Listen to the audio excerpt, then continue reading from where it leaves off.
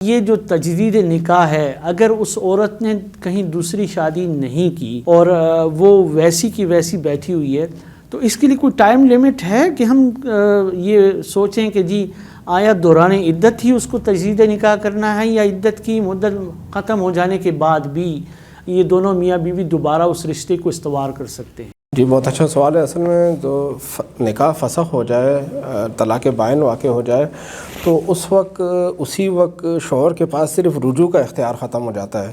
اچھا، تھوڑا بہت نکاح ابھی بھی، نکاح کا ایک جز، تھوڑا سا پارٹ ابھی بھی باقی ہے، یعنی دو حصے باقی رہ گئے۔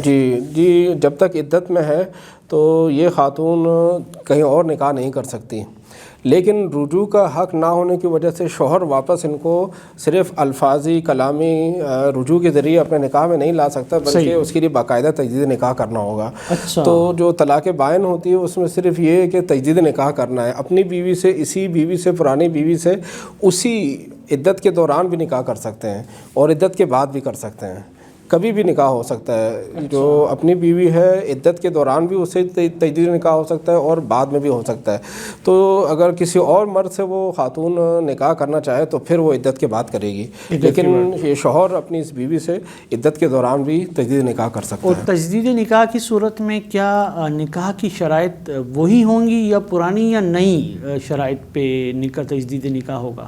دیکھیں، نکاح تو دو جو فریقین کے درمیان ہیں، جو ایک دو معاہدہ گھرانے ہے، ہیں، ان کے درمیان معاہدہ ہے، تو پھر وہ شرائط جو اس ایک آپس میں جس پہ راضی ہو جائیں، حق مہر ہوگا، حق مہر نیا جو ہے وہ ادا کرنا ضروری ہے۔ پرانا حق مہر ایک دفعہ ادا ہو گیا، وہ عقد نکاح پورا ہو گیا، اس کے بعد اب نیا نکاح ہوگا تو نئے نکاح کے ساتھ حق مہر بھی دوبارہ ہوگا۔